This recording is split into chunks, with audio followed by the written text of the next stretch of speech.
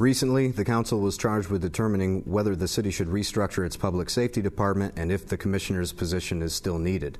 What changes, if any, to the city's public safety department would you support? I think it's under investigation. We're researching it. The research that I have done shows that we are the only community our size that has a commissioner of public safety. I think that Commissioner E. John Morocco has done a fabulous job over the last, I can't remember how many years he's been on. He's been there a long time, and he's been with the department, I think, since the 60s. But I think with his leaving is an opportunity to examine how the department is set up and to see what we can do. I think right now my opinion is that I would like to see more boots on the ground. I would like to see officers on the street doing patrol function. I know some people think they shouldn't be making traffic stops, that they should be investigating big crimes, but those traffic stops in many cases lead to catching criminals. I think people don't realize that. Also, if the police cruisers are driving around in your neighborhood, they may not be catching a criminal who's already done something, but they may be preventing criminal activity. They're the lighthouse, kind of, so to speak. When you talk about public safety, it's not just the commissioner's office. I know that there's been issues with the fire department. People have questioned, do we need a full-time fire department? Well, I spent yesterday at the Mass Municipal Association in Boston looking through some of their surveys of the communities and how much money they spent on their public safety and their fire departments, what their residential population was and what their total budget was. And our residential population is in line with what other communities are spending. The city of East Hampton has a budget about the same as ours. Their budget's higher for the fire department. They're a little bit larger, but they don't have a hospital, they don't have a college, and they don't have a lot of elderly and high-rise buildings, or they don't have the older quality housing stock that we have. Wilbraham is in the same situation. They're about the same in population. They're about the same in cost. So I think we really can't just look at Adams and Williamstown as Thank you. Your time is up for that. Incumbent Michael Bloom, recently the council was charged with determining whether the city should restructure its public safety department and if the commissioner's position is still needed. What changes, if any, to the city's public safety department would you support?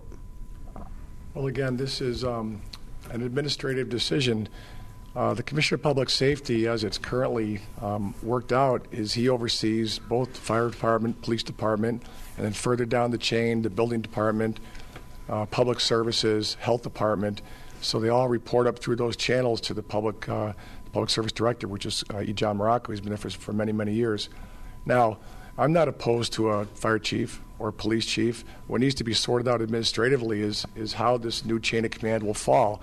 At the time, instead of all these different department heads reporting directly to the mayor, they would report to the public safety commissioner, and he in turn would take everything, and he in turn would be in control of their budgets, both the fire department and the police budget, and he would make the recommendation to the mayor, and then it would be further brought to the council. Now, we obviously had to consider reducing that, and we did it for the sake of making some very serious cost cutting during this last budget cycle.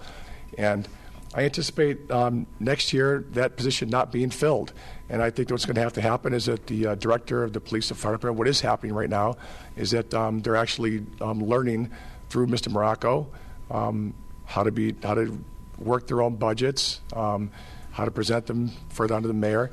But again, it's an administrative type of decision that will be made over the very near future. Thank you.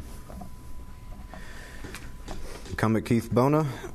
Recently, the council was charged with determining whether or not the city should restructure its public safety department and if the commissioner's position is still needed. What changes, if any, to the city's public safety department would you support? Again, I'm going to agree with my two fellow council persons next to me that the commissioner, I probably don't feel the commissioner's job is going to be filled, and again, we're going to have to look at if we go with two chiefs, directors, however those positions move up, is it going to be a savings? Does it create more administrative work? And how much of that will also fall on the mayor's office? Not only are we losing the commissioner, but this past year we also lost the administrative officer, which handled a lot of community development progress that happened in the city. So, every time we cut one of these management positions, it tends to fall on the mayor's desk and puts that much more work there. But it is a savings to the city. The other thing is, going back to what I said with the business, same thing with public safety, more involvement. We currently have organizations out there like Triad, which is a seniors crime watch group. We have numerous neighborhood organizations, such as the United Neighborhood Organization, that also do crime watch. And we have we've had public meetings about crime going on in the city, and that's keeping people involved. And the more people are involved, the more we can also help public safety with some of the crime going on in the community. Thank you. Thank you. Incumbent Dave Bond. Recently, the council was charged with determining whether the city should restructure its public safety department and if the commissioner's position is still needed. What changes, if any, to the city's public safety department would you support? This is a very good question, and I think it really comes down to what are people willing to pay for. As of right now, it's what size should our police department be, what size should our fire department be to meet the budget of our city. And people have spoken, and I think looking at that department, a commissioner's position, hopefully is not needed because it does save money. But then all of that responsibility falls on others. So we have to figure out at what point do we want more officers on the street? At what point do we want more administrative work being done, and to what cost? As we put together a budget each and every year, public safety is one that we always look at. We want the fire department to be there when we need them. We want the police department to be there when we need them.